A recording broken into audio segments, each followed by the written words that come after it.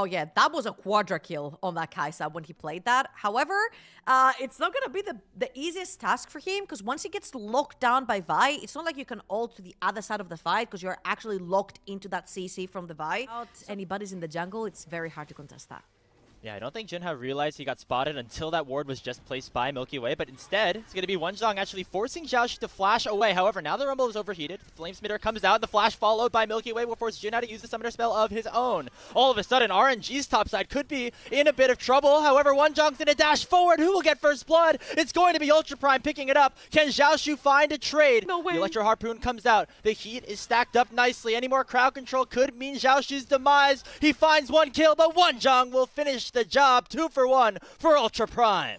Xiaoxu over on the tops of the map. Luckily for him, Junhao has kind of sniffed that Milky Way is going to be helping his top laner for quite a while to actually fix his wave towards the tops of the map. So he's going to take a pretty free Dragon over the bots of the map. We usually see the handshake between the Void Grabs and the Dragon early on, but this is an even earlier Dragon. It's going to go down even before Void Grabs even spawn. You've got perma priority over on the bot side for Ultra Prime, and this is perfect because now you're going to get to reset with the Zyra Khan. With the Yone, with the Rumble, but they're not going to be able to do it if they're down so far.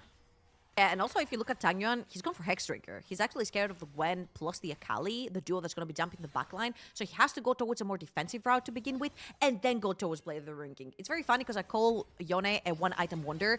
Blade of the Ruined King is the only item he needs to actually become a champion, but that has also been delayed now from a really great start from Ultra Prime.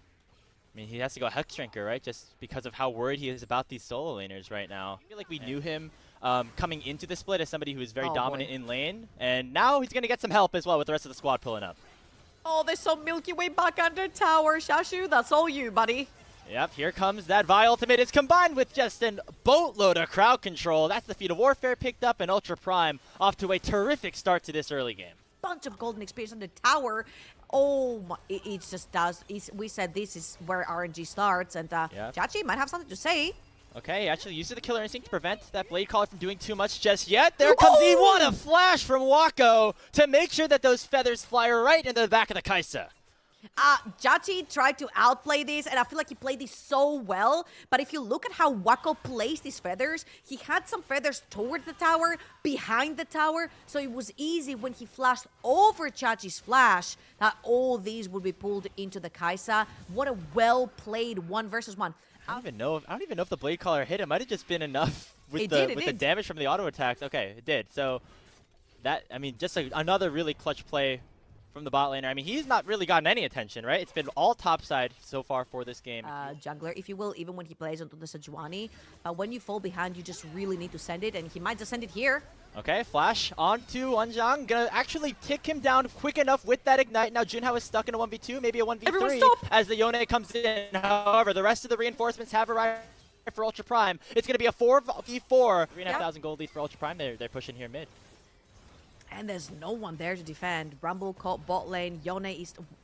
Wow! That's the freest tier 1 I've seen in a very long time as well, which will help them get there faster. And they do know from the side of RNG that they have lost complete control over the tops of the map. However, as Syndicate actually taking the Hexig towards the tops of the map, RNG might be looking to fight, but this is completely the wrong play right here. Spectator mode from RNG. I mean, it's like a lose-lose here. If you are RNG, you're not going to get the Dragon, or you're just starting up the Dragon, I guess Milky Way making it there. But now you give up all 3 of your top lane or of your outer turrets, and maybe even another charge onto the inner. There's 4 players here for UP. They are perfectly okay with giving this Dragon up because they already have that 2-0 lead. They just want to continue to line their pockets, and with that tier 2 being taken, it's over 5,000 gold lead, and they're maybe even looking for more with Wonjong pushing in here. However, the response for Niket will be a Magnet Storm being issued, the Equalizer over the top as well. Yeah, you'll see RNG, they're trying to get through the tops of the map. This is the correct play. You cannot funnel through the choke point, but Tangyuan needs to TP ward to get in. Akali on the top side. I don't even know if he's going to go for it. I mean, the Otacon's at 4,000 HP. Even if he does teleport, it will be far too late before the objective potentially goes down. The engage comes through from Niket. It locks down Wako. Wako gets one shot as Xiaoxu picked up the shutdown. Now, it's going to be the Otacon picked up by RNG. What just happened here, Trouble? They're going to win this fight as well. Wonjong under target as Tangyuan lands the knockup on the Q3. The Gwen is strong, but not strong enough here for RNG. What a fight turnaround for them. The 50-50 coming through from Ultra Prime. What a devastating play. When you're ahead so much gold, you never want to be taking 50-50s, whether it's Baron, Dragon Soul, or Atakan, particularly when it's Ferocious Atakan, which will then allow you to take more free fights with a buff. Shut down the Xayah before the fight even started. A really big win for RNG as they're right back into this game. It's only a 1k deficit right now, specifically Xiaoshu. Very strong, and with these Otacon revives, they can take this dragon, and they can maybe even look for a fight mid. I was about to say, how do you walk back into your own... Smithy right there from Milky Way coming through, and look at bye-bye. Finds potentially an engage, but a really nice follow-up here from Tongyuan and Niket.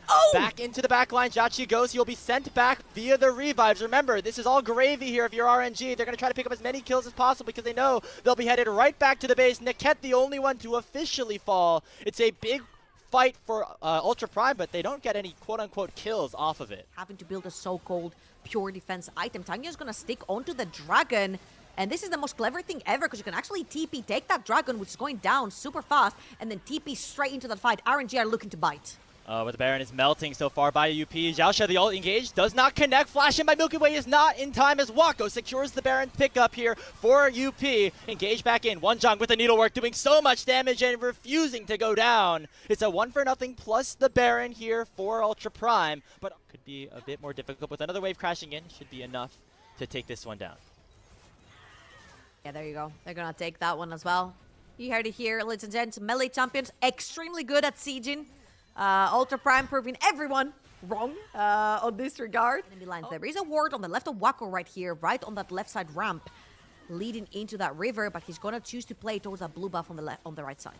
And now joining his team on the bottom side flank. Soul Unbound comes out, so Tongyuan very far away from this fight right now, and that just allows for Ultra Prime to hit onto the objective a little bit earlier. Dragon's at 5,500 HP. Another it would be a 50-50? 50-50 if they try to go for it. Here comes the engage. Tongyuan initially trying to lock down Junhao. Doesn't land the ultimate, but the dragon is still secured by Milky Way. That is Hex Tech Soul, but will it mean anything right now? Tongyuan is exhausted, and Wako has been untouched. He flashes forward for a double kill, potentially looking for more, but Jachi will use the killer instinct. He flashes forward. This is going to be the moment for the RG80 carry. He picks up Wonjong as well. It's a triple kill for the Kaisa. The Void Seeker goes wide, but RNG will take that any single day. They win the team fight off the back of their rookie ADC. We'll turn the game around. Hey, maybe benefit for being 2 levels down. You respawn a little bit quicker. That means that Milky Way's there first, able to pick up that Baron. For RNG as they're potentially looking for their mid lane outer turret, which hasn't been taken yet. However, Ultra Prime still technically in the lead in terms of gold, but they have to be so careful. Look at the damage that Equalizer was able to do onto Wako. Did he just walk the entire distance of that Equalizer? What happened there? Wako just didn't fancy walking off the Equalizer. Fight is all it took to put them back into the game. Gold dead even after these 2 towers go down. And RNG, for the first time in this entire game... Not the game just yet. However, they're getting pretty close to it. Look at the damage that was able to be issued onto Wako, being forced to pop that Feather Storm early. However, the re-engage could be big, as Niket will go down off of a nice play from Xiaoshu. Oof, that was a little bit too deep right there. Luckily for RNG, no big objectives to take down. However, Ultra Prime are perma-pinging. Okay, here's the Equalizer. Oh, a 4-man ultimate potentially from Tongyuan. Jachi's still at full HP, however, gonna get potentially collapsed upon, forced to go golden. Tongyuan and Jachi know have to do it as Ultra Prime looking to kind of keep themselves alive in this game. Jachi picked up the kill onto Wonjong. Saber comes back, and a 2-man knockup from Tongyuan will secure the ace for RNG. Just got a very funny thing done right here, which could very easily just be ending the game, and RNG really needed this to keep their hopes alive of making it into that group ascent.